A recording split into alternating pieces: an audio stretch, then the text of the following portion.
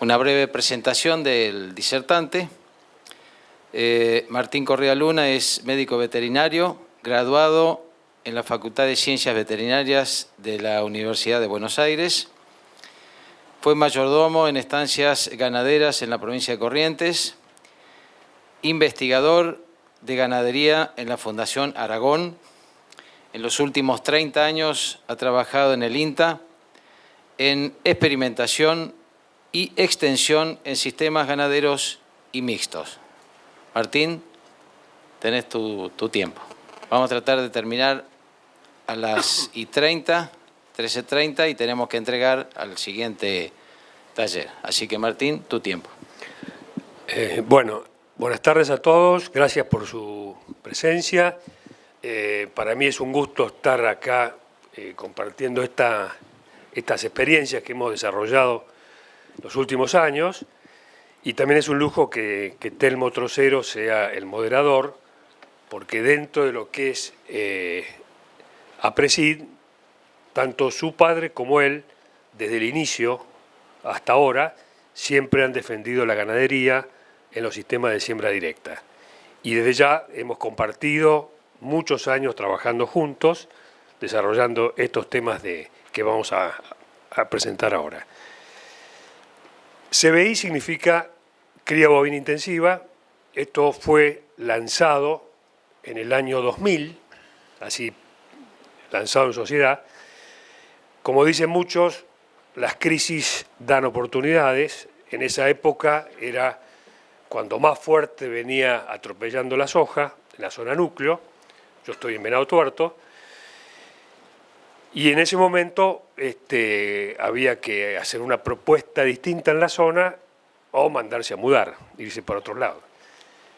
Después de muchos años de trabajar en cría, modelando, simulando situaciones, pudimos armar este planteo que justamente está dirigido, en primer lugar, a aquellos campos de la zona núcleo, de la zona más agrícola del país, en donde antiguamente eran campos mixtos todos, con ganadería y agricultura, hasta que la agriculturización se los llevó por delante a todos y la ganadería la fueron corriendo.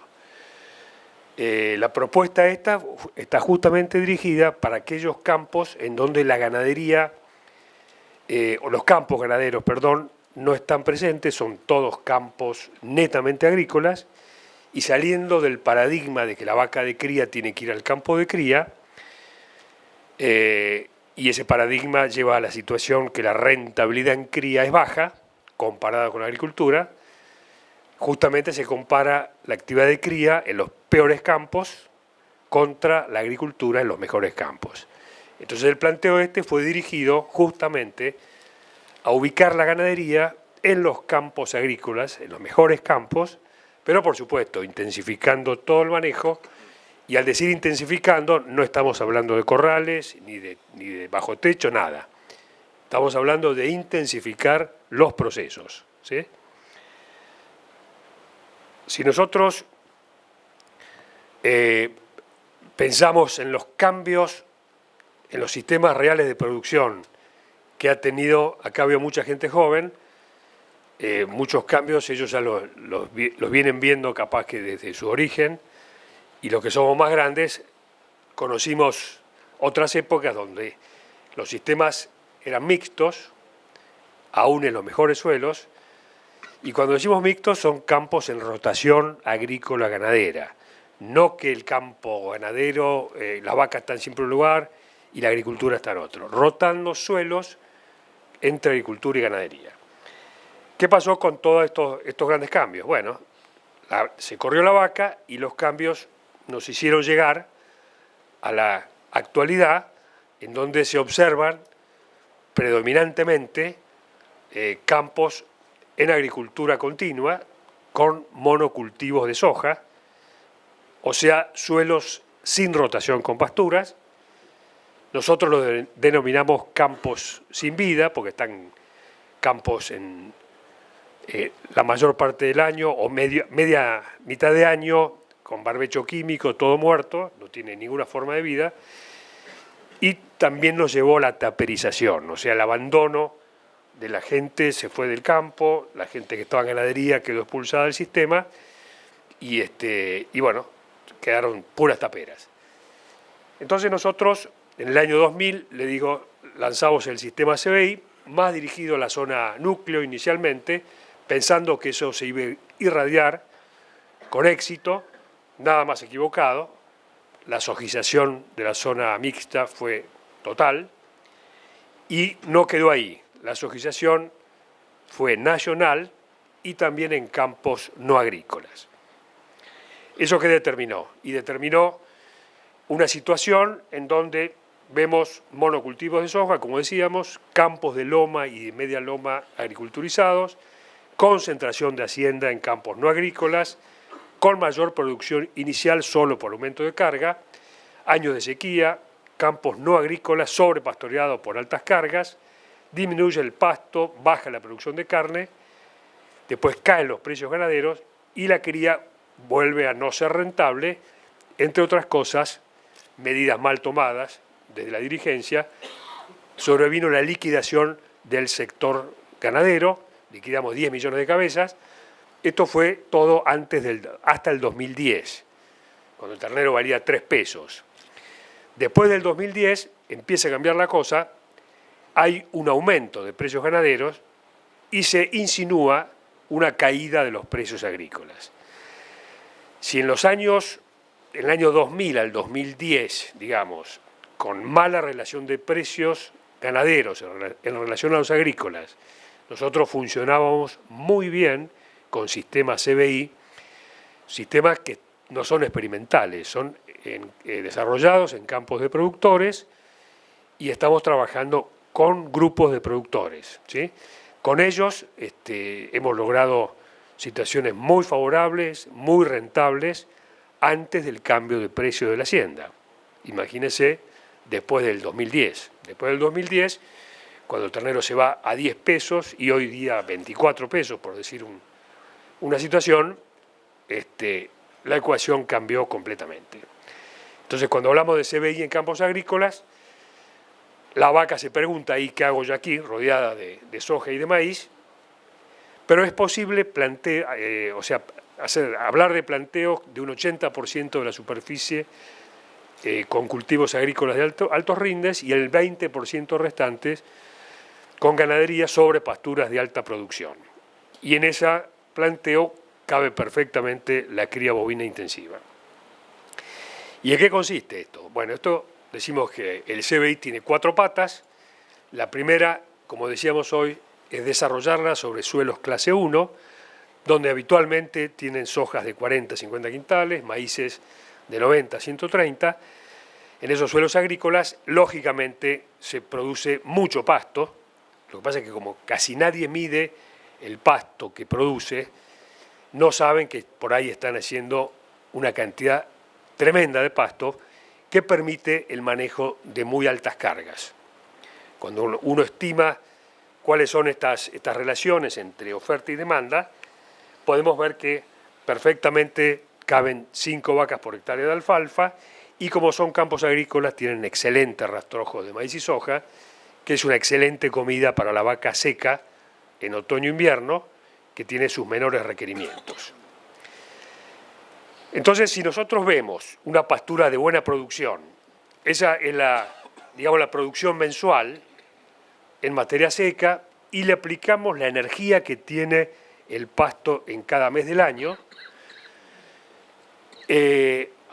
al pasto que realmente la vaca cosecha, que la vaca aprovecha, porque parte se puede desperdiciar, o sea, hablando de una eficacia de cosecha del 65%, acá estamos hablando de que ese pasto cosechado tiene esa curva de energía, que eso es la oferta de energía que realmente la vaca puede aprovechar bajo pastoreo directo. Acá no hay encierre de vacas, acá la vaca tiene que estar sobre la pastura y sobre los rastrojos. No es lo mismo un pastoreo mecánico. Después, si quieren, podemos abundar más en eso. Acá la vaca está sobre pastura. En lo que hace acá, me van a disculpar, pero se me rompió la foto que explicaba la demanda, pero se lo voy a explicar a través de este simulador, todo lo que es oferta y demanda. Ay, no se puede abrir.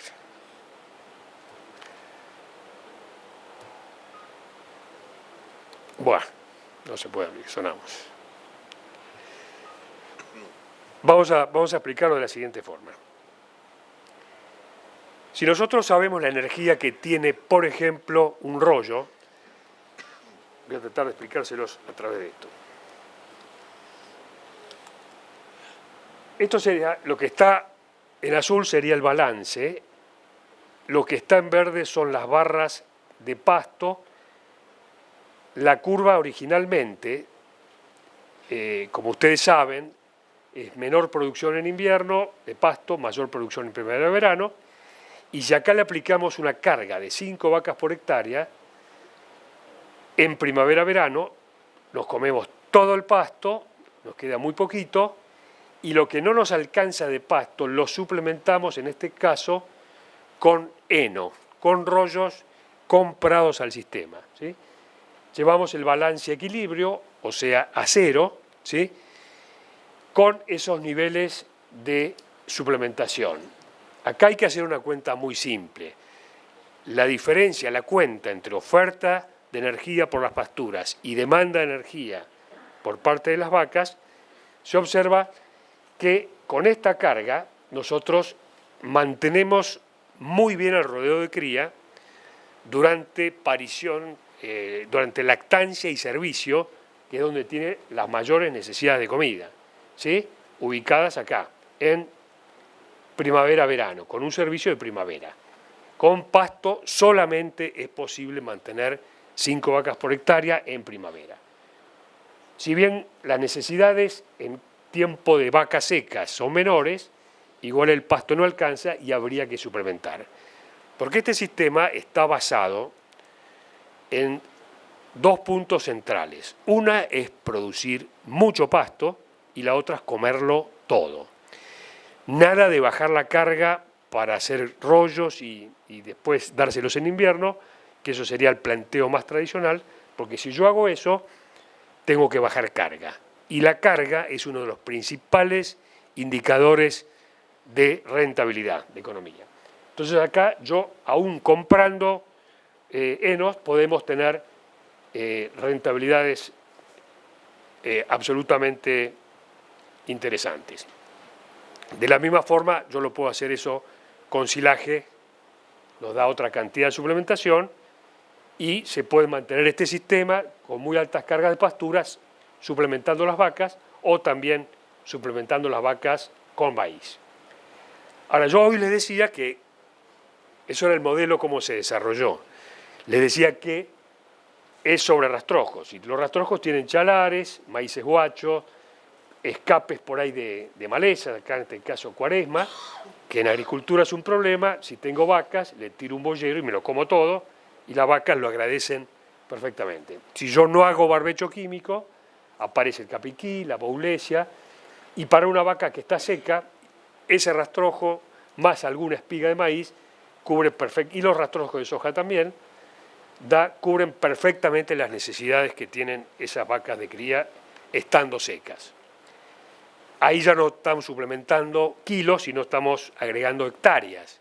Y la situación más probable que se encuentre es que cada hectárea de pastura requiera 4 hectáreas de rastrojo, 4:1. O sea, es el 80-20 que hablamos hoy al principio, ¿sí? ¿Cómo hacer CBI? Bueno, y acá tenemos que tener en cuenta todo lo relacionado con la intensificación de los procesos en lo que hace a genética, reproducción, alimentación, sanidad, bajo el manejo.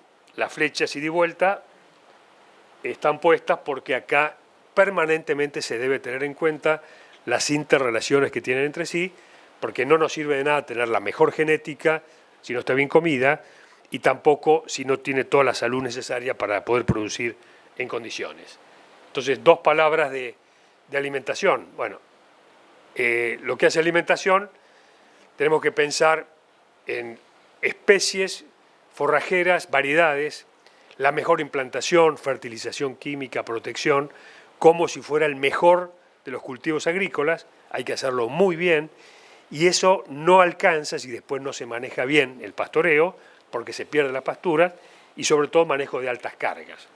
Hay que tener alguna idea de productividad para conocer la asignación de forraje que yo voy a hacer al rodeo. Por eso hay que manejar bien todas las parcelas, los descansos según la especie, y en el caso que no use rastrojos, qué tipo de suplementación voy a hacer para mantener esa carga en invierno, minerales, etc.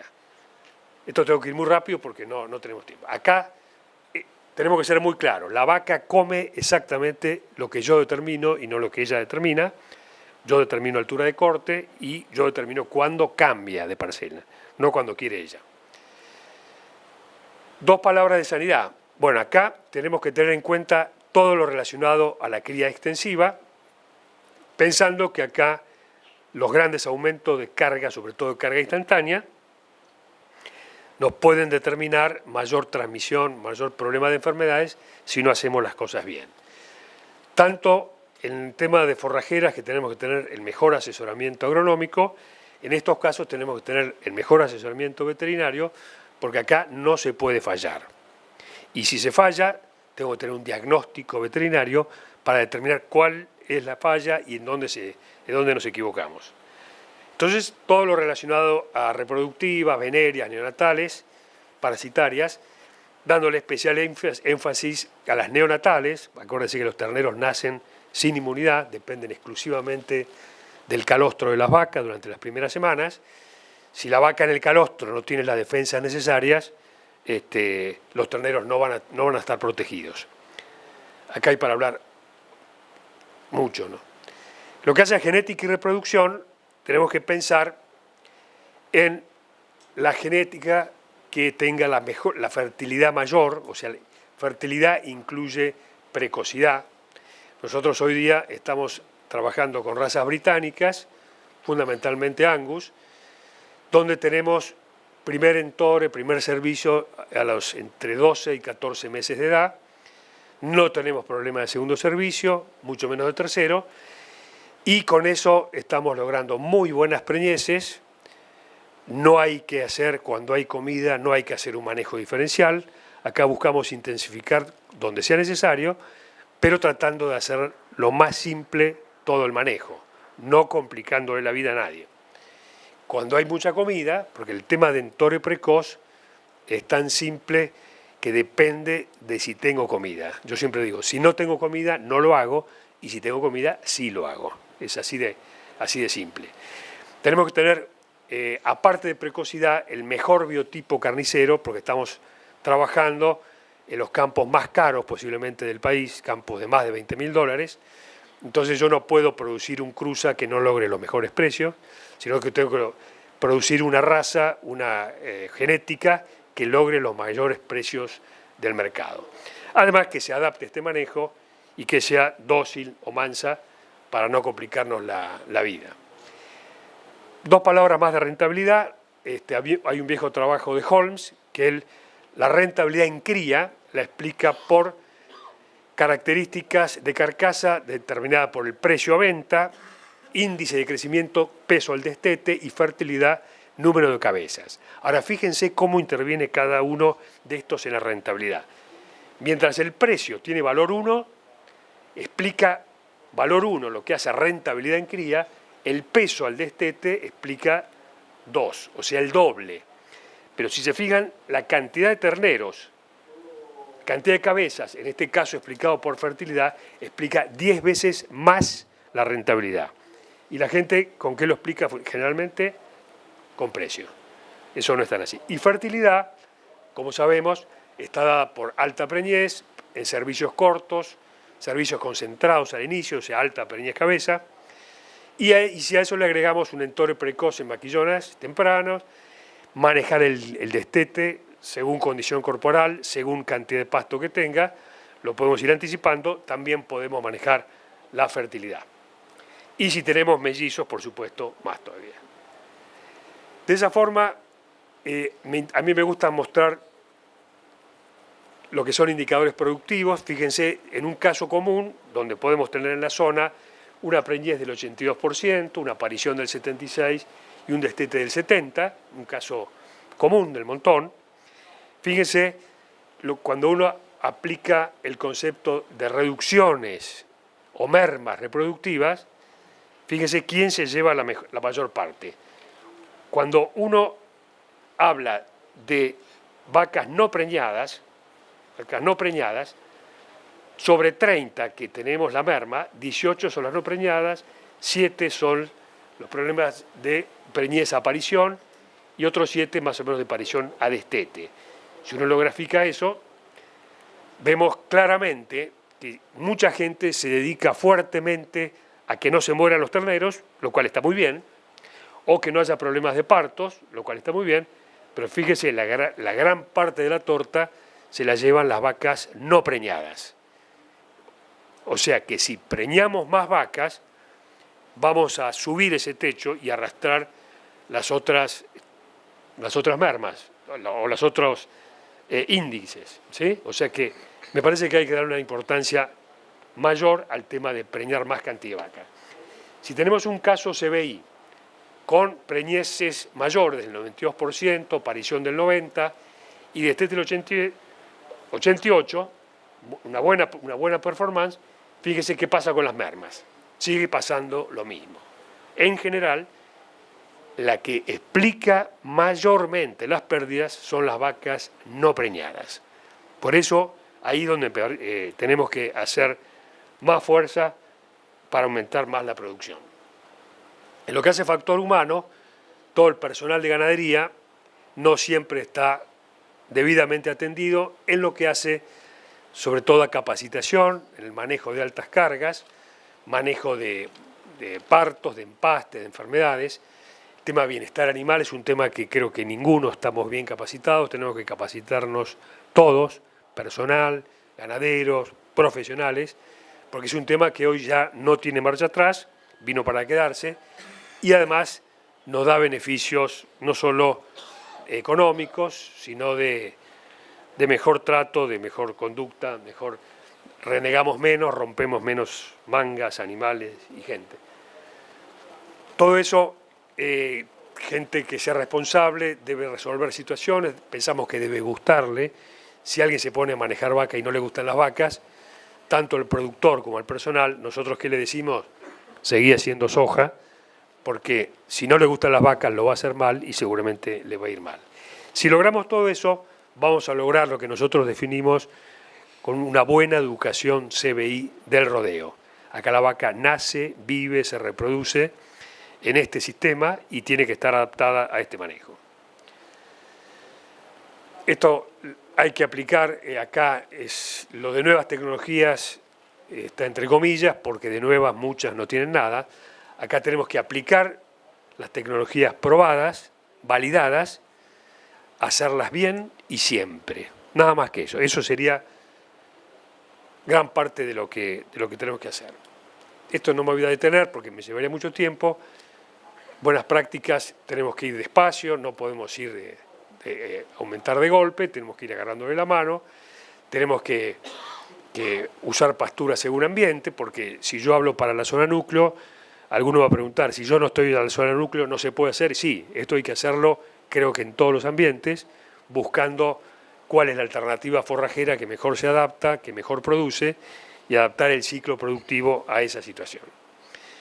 Esto lo vamos a ir hablando hoy. Pensamos que tenemos que tener registros, el ternero tiene que ser carabaneado desde que nace, identificado con la madre, y tratar de tomar registros productivos individuales.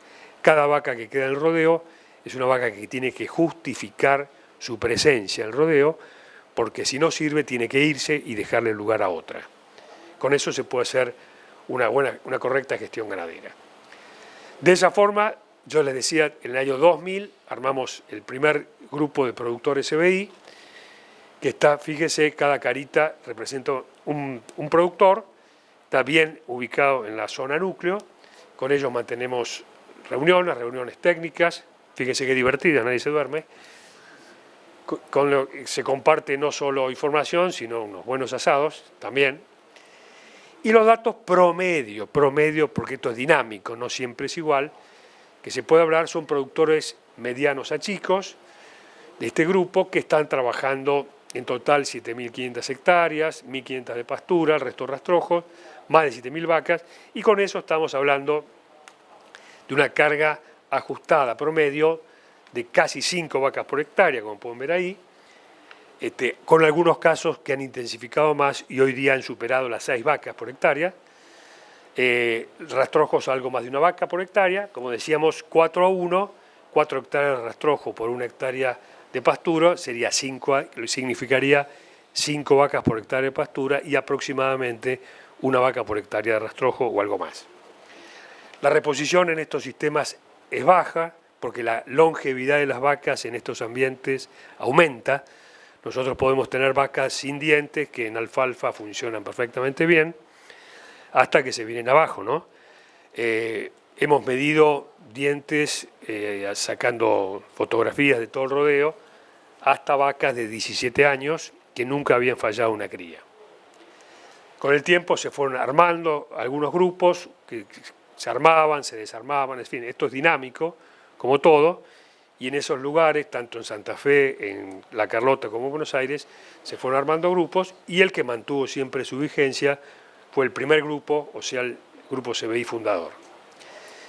Como conclusiones, me han pedido que seamos breves, podemos hablar de que es una buena complementación entre actividades, es posible y rentable hacer CBI, con cargas de 4,5 a 6 vacas y medio por hectárea de pastura, preñeces del 92 al 97, destetes del 86 al 93, y la producción, podemos hablar prácticamente de 1.000 kilos de carne por hectárea de pastura, con márgenes que hoy superan holgadamente los $1.000 por hectárea de pastura.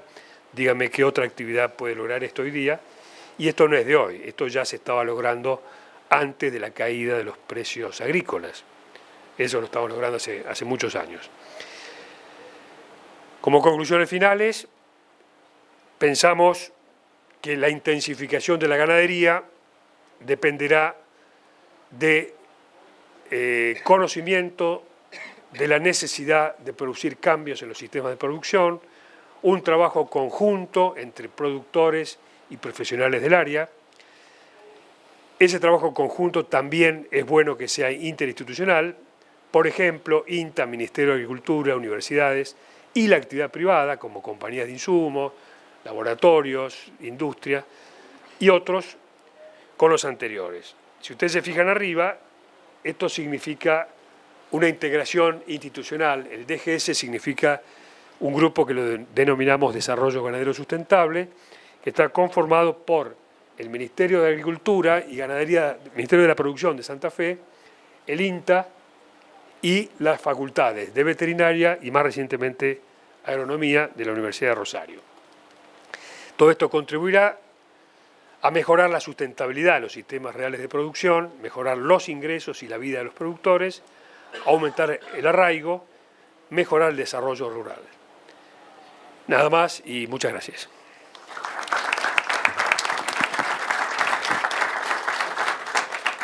Muchas gracias, Martín.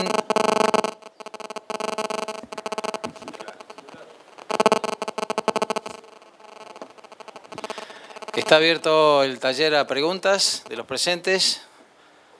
Tenemos prácticamente media hora. Así que, ¿quién desea abrir el fuego?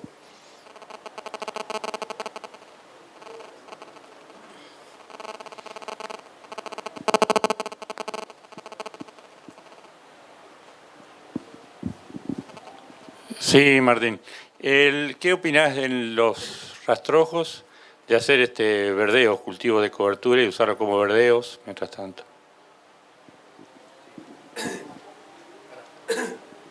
Por acá, sí. Sí, gracias, Weiss, por la pregunta.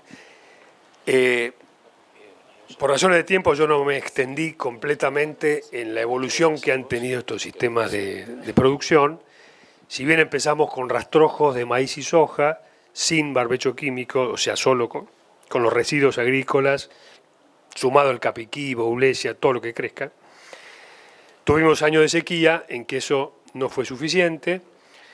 Simultáneamente había una recomendación agronómica para la agricultura de los famosos puentes verdes, con avena, con ryegrass, atrás de los rastrojos, mantener el campo verde, el campo con vida, como nosotros pretendíamos hacerlo con Capiquí.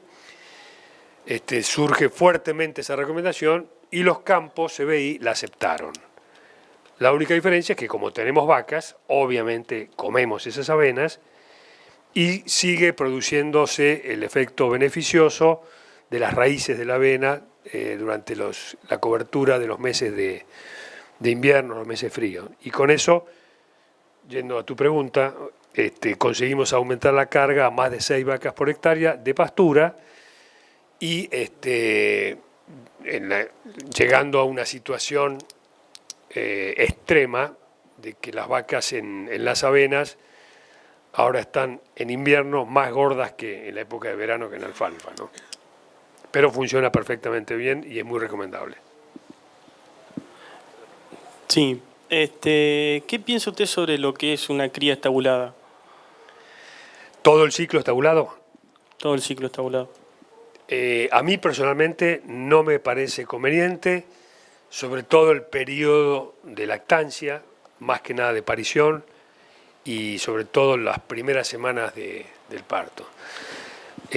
Al estar juntos, la transmisión de enfermedades, te pasaría lo mismo que le pasaban las antiguas huacheras de tambo, colectivas, que vivían con problemas sanitarios de todo tipo. Además, nosotros, con Telmo a la cabeza en estos sistemas, siempre estamos hablando de que la fertilidad que se devuelve al campo con las vacas sobre pastoreo directo es central en estos sistemas. La vez pasada lo explicaba el ingeniero Quiroga en unas jornadas de Anguil, que una pastura sola, sin vacas encima, una pastura de alta producción, equivale a 3 cosechas de girasol. O sea que sería extractiva. Ahora, si le ponemos las vacas encima, se devuelve, porque las vacas devuelven más de un 70% de lo que comen a través de las deyecciones, o sea, de la bosta y de la orina. O sea que es fundamental que la vaca esté tanto en las pasturas como en los rastrojos. Sí, doctor. En un esquema como el que usted presentó, la vaca sobre la pastura, sobre el rastrojo, ¿qué pasaría en un año húmedo como por ejemplo el que se viene? ¿Qué pasaría con qué? Con las vacas sobre el rastrojo, el pisoteo o claro, sobre el alfa. Perfecto. Gracias por la pregunta. Nosotros siempre, desde hace 15 años, nos apuntaban con el dedo qué hacemos con el pisoteo. La pregunta que yo me hacía atrás de eso es ¿quién midió pisoteo? Porque estas cosas, más que decirlas, hay que medirlas. Y una vez medida, podemos hablar. Antes, no tanto. Es así que hicimos durante 5 años un ensayo con el ingeniero Taboada, de la Cátedra de Forrajes y de Fertilidad Física y Fertilidad de Suelos de la UBA, un ensayo donde hicimos rápidamente 5 tratamientos.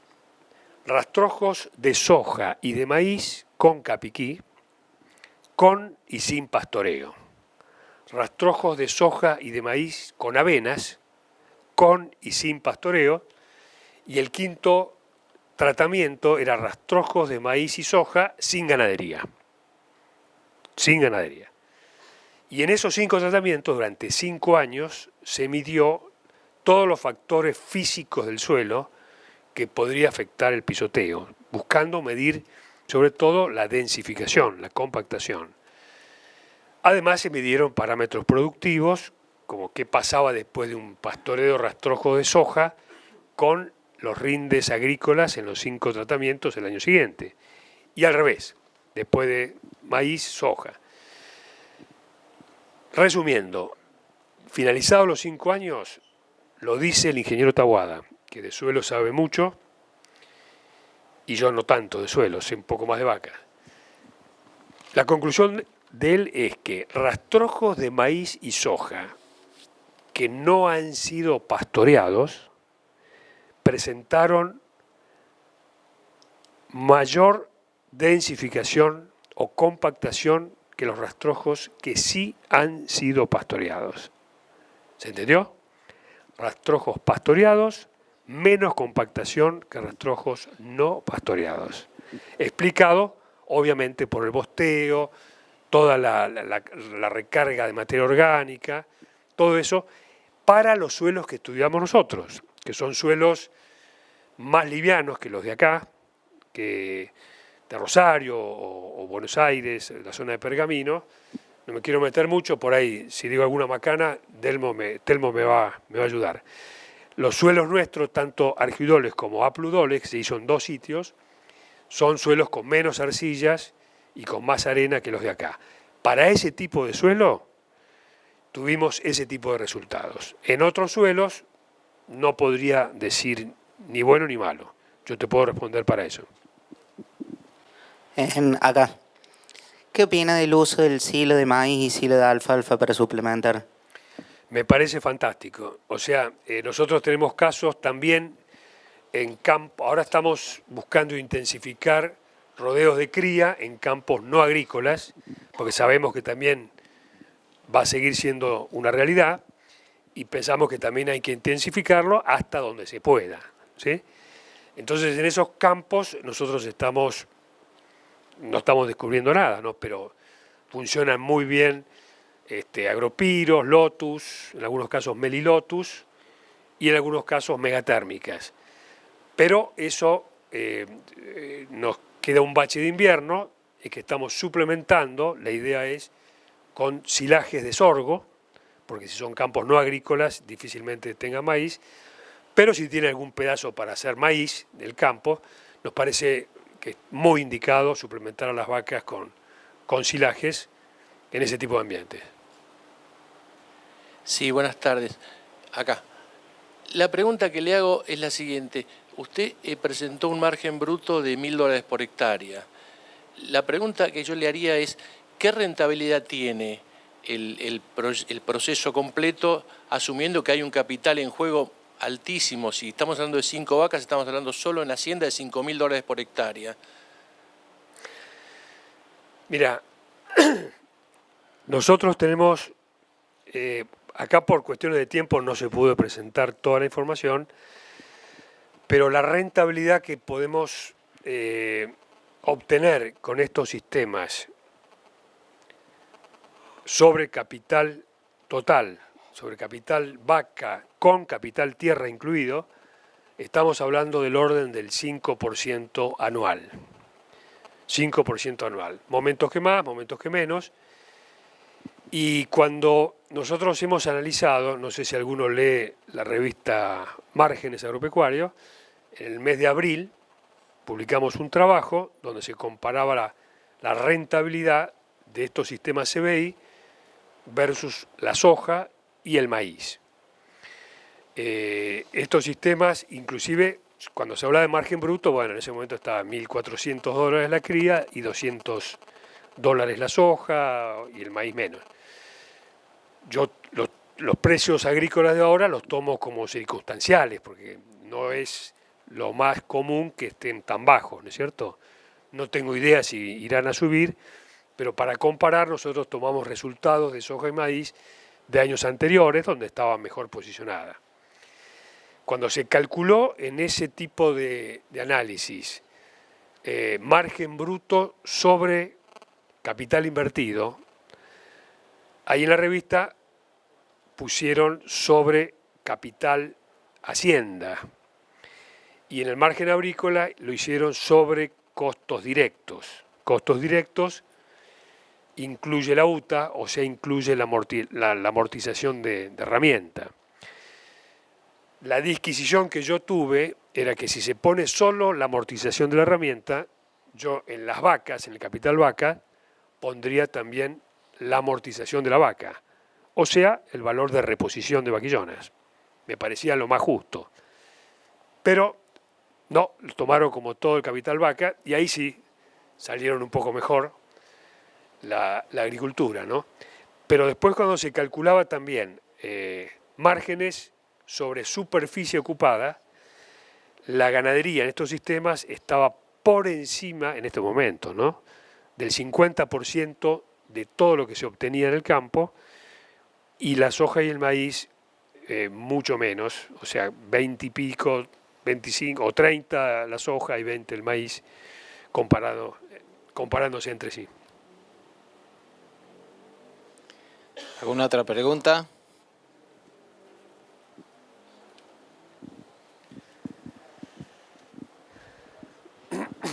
Sí, ¿cómo sería? En verano usted propone pastorear alfalfa en pastoreo directo, en franjas así, pastoreo horario. Nosotros hemos probado todas las alternativas, pastoreo frontal, cambios diarios, 2 cambios diarios, y hasta el más laxo, que sería el famoso 7x35, o sea, cambios semanales. O sea, un lote de alfalfa, un potrero de alfalfa dividido en 6 parcelas con cambios semanales, ¿sí? 7 días de ocupación por 35 de descanso. En todas las situaciones funcionó bien, porque acá lo único que hay que asegurar es que no se pierda las plantas de alfalfa. En la medida que vos le das el descanso, la alfalfa admite pastoreos intensos, como todos sabemos, pero no admite pastoreos continuos, como sí lo admiten algunas gramíneas. Como acá el que manda es la alfalfa, tenemos que trabajar un poco a favor de la alfalfa, entonces no podemos pasar más de 7 días de pastoreo porque se comerían los rebrotes y agotarían las plantas. Con ese pastoreo funciona perfectamente bien. De ahí uno podrá intensificar la medida que quiera o que pueda. O sea, en verano alfalfa y en invierno rastrojo. En invierno rastrojos, claro, en invierno rastrojos, el que no come rastrojos tiene la alternativa de hacer el ejercicio de suplementarlos. Y acá, una lástima que no pude mostrar todos los números, pero cuando uno compara la rentabilidad sin usar rastrojos, o sea, el sistema lo podés usar todo el año sobre pastura, pero suplementando en invierno con silo, con pasturas, con granos o combinando entre ellos. Y combinando entre ellos la rentabilidad nos da igualmente alta. Acá estamos considerando el maíz con precio de compra, como si yo compro al vecino, no produzco el maíz, y el rollo también, costo de compra, o sea, bien costo de oportunidad, ¿sí? Que el que quiera ponerle costo de producción va a ser más conveniente todavía, pero para no engañarnos tanto, con costo de producción la rentabilidad funciona perfectamente bien. Una última pregunta de los presentes.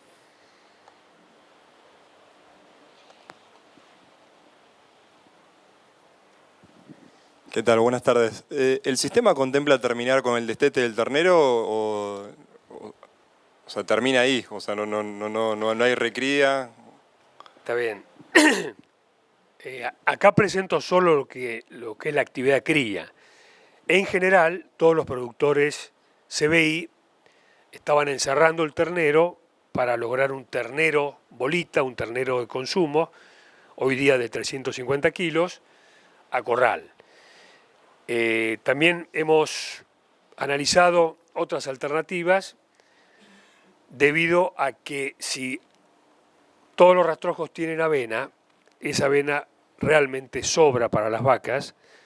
Entonces nosotros, antes de poner avena con capiquí, las vacas llegaban a parto al mes de agosto con un estado corporal de 1 a 9 en 4. Pero esa vaca inmediatamente pasaba alfalfa, o sea que enseguida levantaba, se alzaba y se preñaba inmediatamente. Cuando empezaron a salir de avena, en lugar de estado corporal 4, empezaron a salir 5, 6 y 7. 7 ya es una vaca gorda, obesa, que no es necesario que llegue a ese estado. Sí es bueno tener la vaca en buenas condiciones, pero eso ya es un exceso de grasa que marca un mal uso, si quieren, del recurso pasto. Entonces una propuesta era, en lugar de encerrar los terneros, hacer una recría sobre avenas y venderlos con 300, 320 kilos a engordadores, a filoteros de exportación. Eso daba una rentabilidad un poco más grande todavía en la recría. Lo bueno de estos sistemas es que son muy plásticos.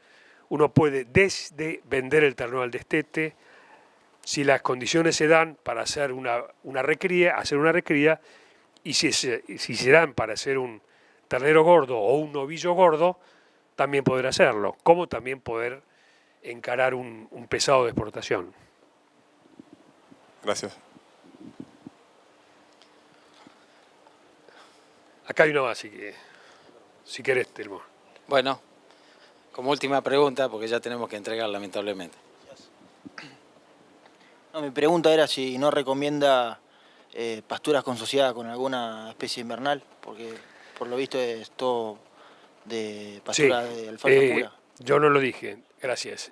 Las pasturas nosotros buscamos hacerlas con festuca y cebadilla, que lamentablemente con el manejo intensivo de la alfalfa se pierden, pero se pueden hacer resiembras también. Buscamos pasturas consociadas. Martín, muchas gracias y muchas gracias también a los presentes por la participación. Es imposible agotar este tema en un solo taller, así que en otra oportunidad yo creo que tenemos que invitarlo nuevamente a Martín para que venga a explicar un poco más a fondo el tema. Muchas gracias nuevamente a todos. Gracias a usted.